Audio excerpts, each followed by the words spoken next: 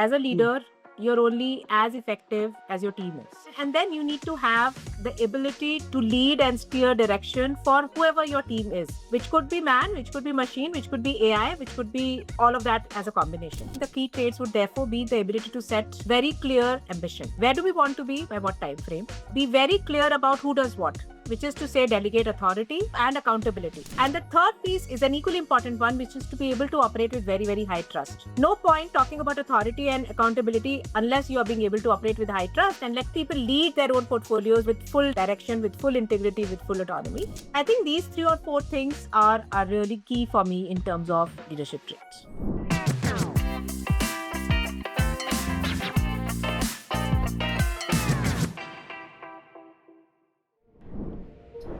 Hey Biswa, it's podcast time. What's on your mind? There's a strange contradiction playing out in workplaces right now. Every company wants to be seen as agile. Every leader wants AI embedded into their workflows.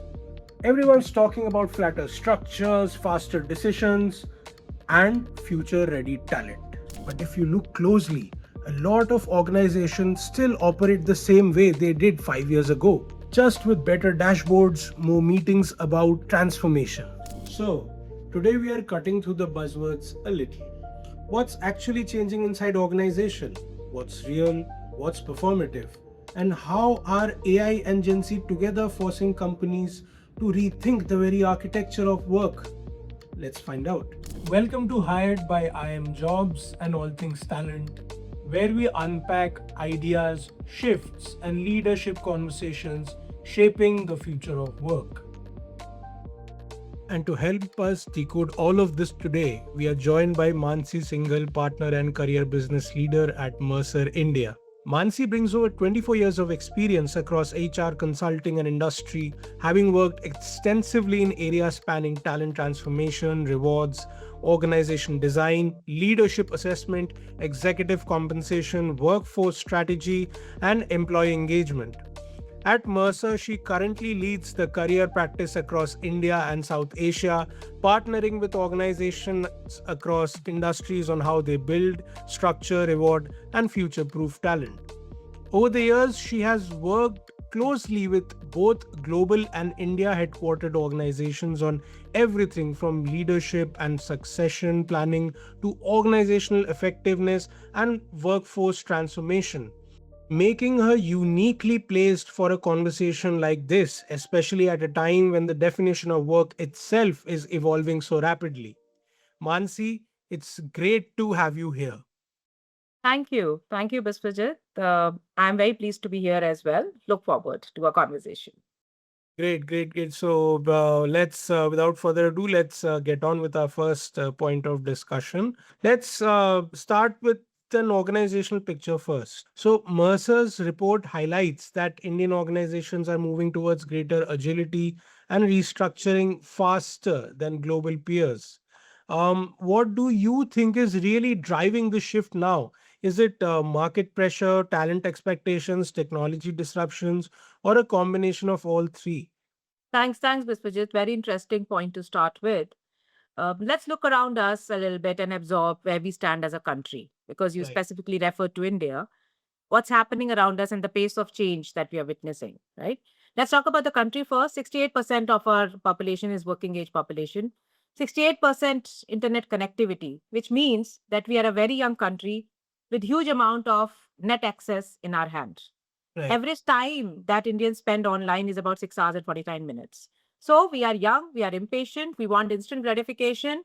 We also want a lot of information, which is anyways available at our disposal. On the other hand, we have business cycles shortening significantly. Just a few examples in my mind. I think just from a business outcome or from a business ecosystem standpoint, think of pharma drug discovery, which used to take about 10 to 15 years. We are actually talking about, the first stage of when you identify a biological need and you convert it into very first level or high level molecule used to take about 3 to 6 years. Today, that cycle time has been crushed to 11 to 18 months, right? Think of retail. It used to take about 6 to 9 months from consumer trend analysis to placing a product. Today, that cycle time is reduced to about 7 to 10 days. So with this kind of a significant shift around us in terms of business realities, in terms of our demographics, all of that is coming together. And therefore, I think organizations have no choice but to actually delve deeper into competitive intensity. There is, of course, a huge amount of pressure on margins, absolutely huge amount of pressure on margins. So all of that market shift is forcing organizations to think through faster, more efficient turnaround times, right? The cost and speed is naturally resulting in some amount of restructuring. And restructuring is not just to reduce layers, but really get to market faster. So decision cycles being reduced, right? So that's really the sum total of it. The talent dynamics we are talking about is really a very, very young, a tech native workforce. Like I said, needs instant gratification, but also has a significant amount of rising expectations, right, for autonomy. So all of that, I think, is really coming together with an expectation around flatter structures, reduced hierarchies, and some amount of shift on getting to scale faster and in a more efficient way. So that's really where we are. Yeah, absolutely. And I think, like you rightly said, India is such a young country at the moment, and 68% of us are working people. And I think that what makes this moment particularly interesting. It's not just one force pushing organizations to evolve anymore. It's multiple pressures colliding at the same time. Like businesses are trying to move faster, talent expectations are changing dramatically, and technology cycles are shrinking almost overnight. And also what's fascinating is that companies can no longer treat transformation as long term strategy deck sitting somewhere in leadership meetings. It's becoming operational and immediate. But of course, whenever agility comes up today, AI enters the conversation almost instantly. Like every organization claims AI is transforming how work gets done, although the reality probably looks very different depending on where you sit in the business. Which brings me to the next point, like I really wanted to unpack with you, is that AI sits at the center of a lot of these conversations today. As AI becomes more embedded in everyday workflows, are we actually seeing a real transformation in how work gets done? Or are most organizations still at the stage of incremental productivity gains? And alongside that, do you think the very definition of performance and productivity is beginning to change? Very interesting, Biswajit. I would think, we could be anywhere on the continuum depending on what we are seeking as an output, right? If we are seeking for very quick wins, we are seeing that through AI adoption. Of course, the cycle time in terms of taking a product to the market or in decision cycles coming down, errors getting reduced, all of those are quick wins definition, right? But if we are seeking a longer term sustainable impact, that also is getting placed alongside. So it's really about what we are expecting to come together as an output. So that's where we are in terms of real transformation part of it. So both immediate gains are efficiency wins, which is really about faster acquisition, fast execution, fewer errors, and alongside deeper transformation, I think they are sort of coexisting. So I think what sort of drives this is a little bit about, how do you shift from input metric to really, lot more outcomes based metric.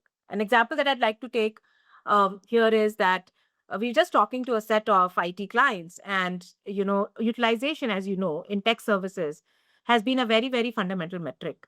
Now, alongside what's happening is that a lot of entry level talent as such, right, is rendering the work at entry level very simpler sort of work of just about apps development and so on and so forth, or basic level testing, is rendering itself to AI and automation, right? So naturally there would be a coexistence of human and probably AI pods, right? So your input metric of utilization would actually look more like utilization of both human as well as your AI systems. That's where it starts impacting as to how do you really look at the impact because of man machine interface. So there is a clear shift from inputs to outcomes. Measurements are undergoing a significant amount of shift. So you are probably combining your traditional KPIs and you're replacing them with AI era metrics. So I think that's really on the simpler, very here and now kind of a conversation. But what probably differentiates true transformation is, we are actually doing a lot of this work for our clients. You start with work. You don't do tech first. You actually do work first. You break down the work, you deconstruct the work, you redeploy some parts of it through AI, and you reconstruct where man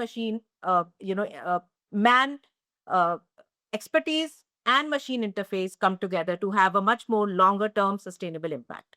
So I think that's how I will define true transformation as. Very valid points, because I think because a lot of organizations right now are confusing efficiency with transformation. So Correct. automating a few workflows of or speeding up reporting doesn't necessarily mean work itself has fundamentally changed. And I think productivity is especially important because historically performance like these KPIs and KRS was always measured by visibility, volume, or even spend time working. So AI starts disrupting all of that. Like suddenly outcomes, judgment, and Absolutely agree. quality begin to matter much more than just sheer execution bandwidth. And this also naturally changes how conversations structure themselves internally, because if technology is accelerating decision making and reducing layers of manual work, then hierarchy itself starts getting questioned, and that's where the conversation around flatter organizations are become really interesting.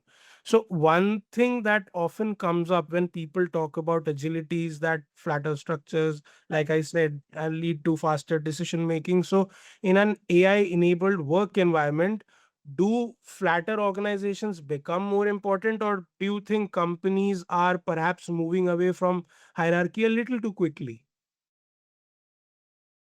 I would exercise a little bit of a caution while responding to this, because Okay. I think in my mind it works uh, in the context of how we are operating, right? Right. So let's start with how typically growth in Indian societal context is seen, right?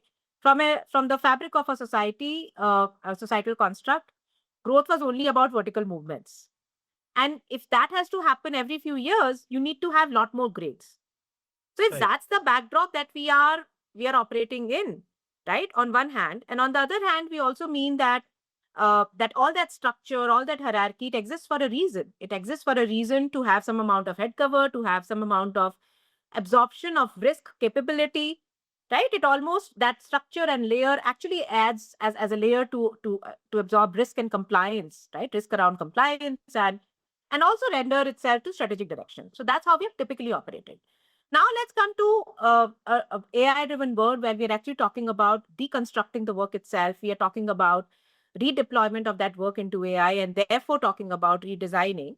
In that sort of an ecosystem, we are actually talking about that learning, for example, is becoming a lot more democratized. Right. Teams are becoming a lot more empowered. Decisions are, being taken much more faster and much more together in a pod environment. There are much lesser handoffs between, work design principles. Naturally, flatter structures make much more sense when that's the context of a conversation today. So very simply put, I would think that flatter structures are often better when you could actually exploit your AI's coordination benefits and so on and so forth. But having said that, I would not think or subscribe to that one structure would fit all. There would obviously be need to take more regulated, safety critical, highly metrics businesses that would need very clear governance, handoffs, escalation points, which would require multiple layers as well. But having put that as a backdrop, I would think that redesign roles and decisions, how that sort of carry on or how they speak through a more flatter structures, keep the roles very, very clear. Who decides what in that sense, and invest in that capability for middle management where they are being able to orchestrate not just man but also AI coming together and for the best kind of business outcomes. So I would think that's really where we are going right now. That's very layered, honestly, because such a nuance often gets lost in the larger conversations, because flatter doesn't, like you said, doesn't automatically mean better. Sometimes organizations remove these layers structurally without actually changing how decisions are made culturally. At the Exactly. same time, AI is definitely forcing companies to rethink where value truly comes from inside the teams. If information, let's say, is more accessible and execution becomes faster, then employees are expected to contribute very differently than before, which I imagine creates both opportunity and uncertainty, especially for mid-level talent that traditionally sitting at the center of coordination, reporting, and operational execution. So the employee role itself is clearly evolving quite rapidly. And which brings me to our next point of conversation, which is around the role of employees themselves. How are they expected to play? So if AI increasingly takes over execution heavy or repetitive work, how does the role of employees evolve from here, especially from, let's say, mid-level talent, which traditionally has been deeply execution focused in many organizations? I'll go to first principles on this one. Sure. Let's talk about role at every level, right? Let's talk about role accountability at every level. Since you talked about specifically about mid-level talent, right?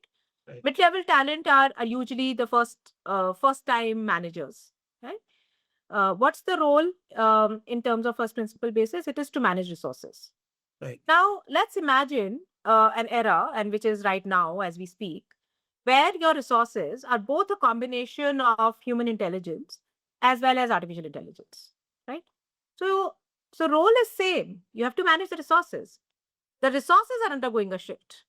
So it's really about saying how do you manage human and AI coming together for much more aligned and possibly improve business outcomes. So that is for one, right? Right. Secondly, it would also mean that probably the role is about interpreting. So we are talking about two set of resources, right? Human and AI. So on the human side of it, probably the role will emerge towards more coaching, more enabling autonomy, helping people to take decisions themselves. Actually, this generation demonstrate that, the ownership piece is beautiful already. But helping them take decisions around their own development, building their own skill sets, so that's on the human part of the resource. When it comes to the AI part of the resource, I would think in my mind, the role of middle management then therefore evolved to be able to interpret AI better, to be able to handle exceptions better, to be able to lead change, to be able to upskill themselves as middle managers to interpret and give out better prompts. Because it's really about the better the prompt is, the better the output expected from AI engine itself. So do all of that in the remit of coming together of human and artificial intelligence. So that's what I think and envisage as the role evolving for a mid management talent or mid level talent. Yeah, and I think that's probably one of the biggest workplace shifts we are about to witness over the next few years. Because for a long time, career progression in many organizations was built around operational expertise and execution depth. Now, suddenly, employees are being expected to think more strategically, collaborate cross functionally, and apply judgment in areas where AI still lacks context or human understanding. And interestingly, like you said, this shift is happening at the exact same time that Gen Z is becoming a dominant workforce segment, a generation that already views work hierarchy, learning, and growth very differently from its previous generations. So, organizational redesign today isn't happening in isolation, it's deeply tied to changing workforce expectations as well. Absolutely. Right. So, how much of organizational redesign are we seeing today is actually being accelerated by Gen Z expectations around flexibility, autonomy, growth, and workplace culture? And from a hiring perspective, too, it feels like companies are reassessing what really matters in talent today. Are organizations now prioritizing qualities like adaptability, learning agility, and decision making ability more than traditional markers like years of experience or tenure? Okay. Let's unpack the entire conversation around Gen Z expectations first. Right. Honestly, I think they are fun to work with, right? what they expect Truly. probably are three things, right? They expect speed of feedback, and in the same speed, career movement, right? Right. They prefer autonomy, but they also demonstrate huge amount of ownership, which I really appreciate. And third is, I think, the need to stay glued in, which means that there's this demand for continuous upskilling and staying relevant, right? Right. So that's what in my mind, that's how I started unpacking, having worked with, or right now working with a lot of Gen Z colleagues as well. So, as a result of which, what's really happening? As a result of which, your regular job design, your job roles, the typical JDs, they're becoming obsolete much faster. You're actually seeing a lot more talent marketplace emerging, gig style staffing on an increase, and of course, um, on behalf of an employer, you are probably expected to offer a lot more bite-sized but micro learning, frequent feedback loops, so as to keep the generation much more glued in, much more relevant, much more engaged, right? So I think so that's sort of coexisting. Your other point was really about to say, so apart from Gen Z's, did you actually also ask about are the management principles undergoing a shift, or uh, how the leadership is undergoing a shift? Because in my mind, I think leaders who win are the ones who are being able to do two or three things very well. A very clear view of what's expected and empower people to go after it single-minded focus. Enable them with skills and upskilling opportunity, which helps them to go after careers that they envision for themselves. And a very very integral part of the overall piece is really to be able to give them feedback cycles to be at a much more shorter, frequent basis. No more that annual conversation kind of a thing, but actually, a lot more, since they're engaged in a lot more projects or gigs, probably also helping them with feedback right after each of those stints before they move on to take on something else. I think that's how the overall ecosystem of work and workforce is undergoing a significant shift, with the leadership layer being there completely, managing a lot more strategic direction, lot more compliance, lot more risk and governance, but getting clued into this workforce with a lot more clarity on what's expected, helping them with much more frequent feedback loops, and enabling continuous skilling, upskilling journey to pave ways or pave a pathway for careers, skill-based careers. Yeah. Honestly, like that shift in hiring philosophy, about like when you were initially speaking that, sharing that the shift in hiring philosophy feels very inevitable now. Like the shelf life of skills is changing so quickly that organizations almost have no choice but to value learning, agility, and adaptability far more than they did before. Because in an AI driven environment, technical capability alone may not remain the biggest differentiator.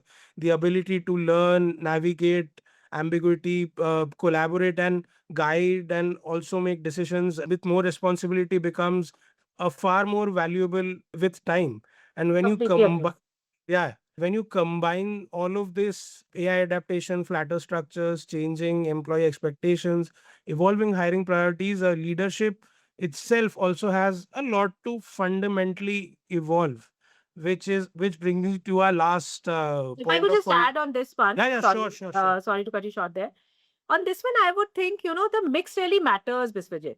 The reason why Okay. I'm saying mix matters is because with the changing in the ecosystem, right? Of course, in my mind, the first principles will always be fit for purpose. So, for example, yes, are the hiring signals shifting? Of course, they are shifting. We are actually Right. talking about lot more importance being given to aptitude for learning, cognitive flexibility, like you said, ability to frame problem even before you go down to solve the problem, ability to get the crux of the matter and be able to frame the problem. And of course, some of those are probably being weighed over or outranking your raw tenure as we speak, Right. right?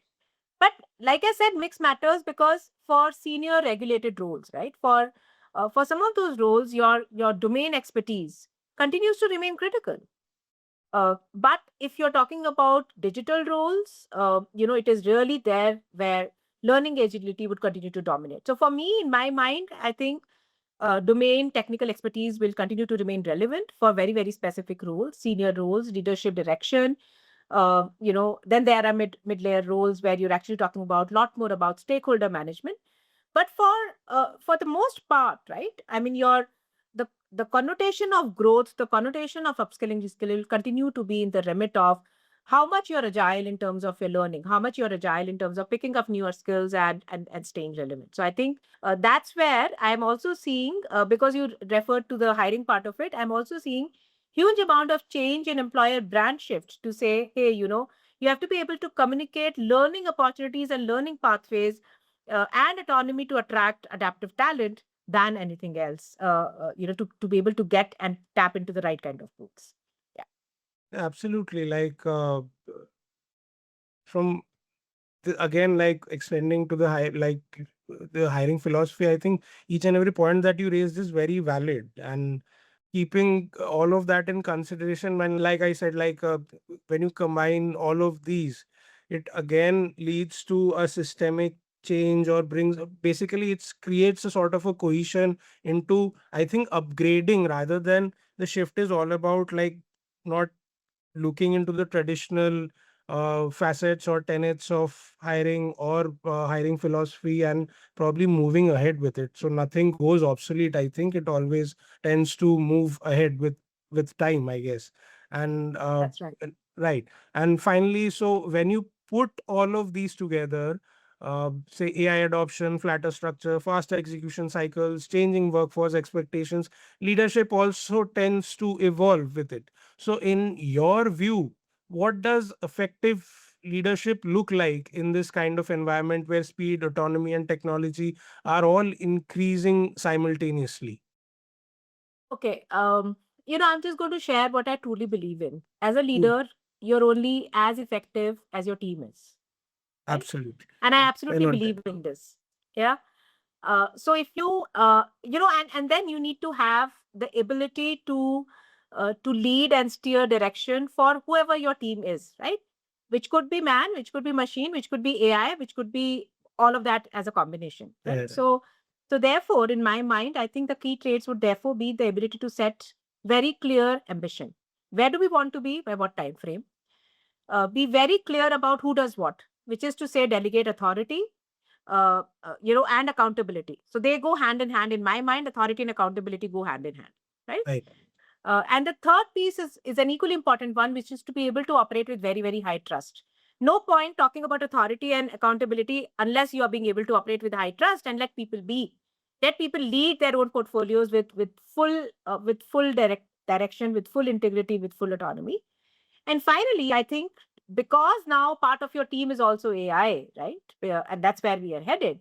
Therefore, being able to have enough and more comfort with technical fluency, which means how does AI impact my job, my both in terms of a technical job as well as job as a leader.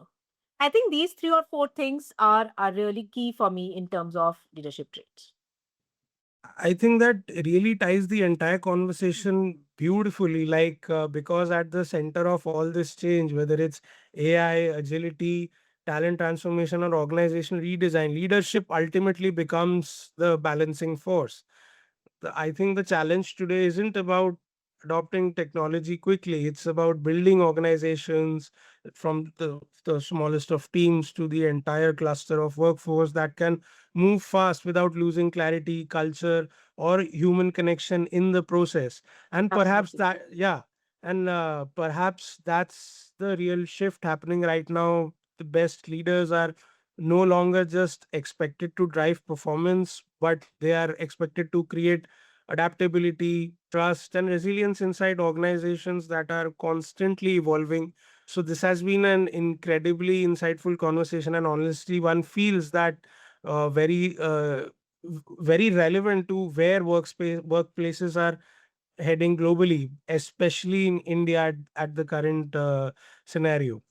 Yes, And so that just would, wanted to add one piece here. yeah, yeah, I sure. think one of the leadership traits I would think is like, I would actually put it right up there, is also being able to deal with ambiguity. Okay. Like you rightly said earlier, it was really about driving performance, but I think today it is really about driving outcomes amidst huge amount of uncertainty. So your own resilience, first of all, to be able to lead through it, cut the noise and lead through it, and also be able to demonstrate it for your team and keep them together when there is just so much uncertainty all around us. So the ability to deal with ambiguity which also shapes your behaviors, resilience being the first one, is in my mind also equally important. Yeah. That was incredibly insightful, and honestly, one of the things I complimenting the last point you said, what you said about the ambiguity part.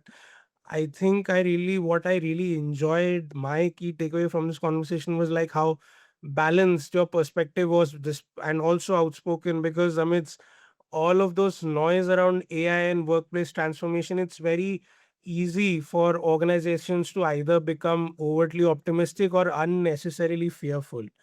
But I think what you highlighted really well is that while technology may be accelerating change, the real differentiator still comes down to how organizations rethink people, leadership, adaptability, addressing ambiguity, culture alongside it.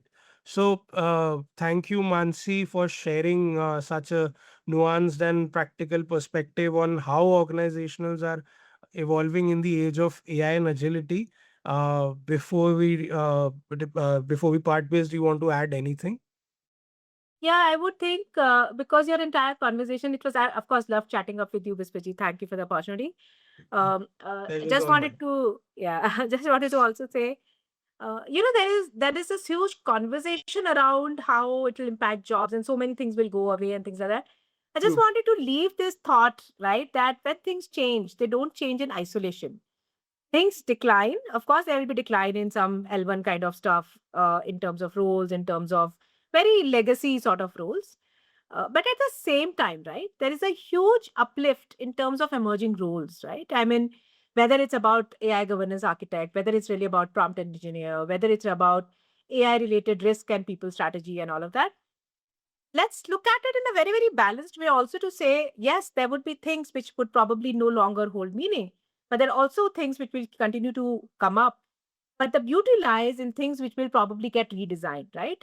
Which would probably be something in the middle, which is really about, they'll probably get redesigned with a more nuanced thinking from an expertise standpoint, but also as to how they'll get more enabled through a lot more AI and automation interface. So I think I just wanted to say that as we redesign work itself, right, as we think of work first, we'll probably have to think about work rendering itself in the remit of skills, and then be able to drive desired behaviors for deployment of those skills to have right kind of incentives and rewards mechanisms as well to take them forward. Otherwise, I think we are operating in an ecosystem where we may end up risk losing talent or create inequities as new AI tracks emerge. I think I'd just like to sort of close on that. I think that was very brilliantly addressed. Because see, especially among Gen Zs or people who are in middle management, they often are consider their like life is like flashing in right in front of their eyes. Will AI take away everything that I have built so far right now? But I think we all kind of like forget very easily in the fear or in the interest of things that any sort of major technological shift that happened was always made to create more opportunities. Like there was 40 years ago, we did never had computers here. Then computers came and it changed the entire realigned the entire workforce. Then probably more internet came, then again followed by smartphones. So now we have AI. So all of it probably will, of course, some of it is inevitable, as I said, it will somehow will go away, but I think it will create more avenues as well for people to look into and consider what is there for me in it. How much of expertise can I gain or bring into that sphere, that ambit of work. But great, very fun conversation. Thank you again, Mansi, for being so spirited, for being so upfront and answering every question with absolute alacrity. And I hope this creates more conversation for our users. Thank you, And Biswajit, and I hope this is useful for our audience. Thank you for the opportunity. if you enjoyed this conversation, make sure to follow, share, and stay connected with us for more. Until next time, stay curious, stay adaptive, and keep listening to us on Higher.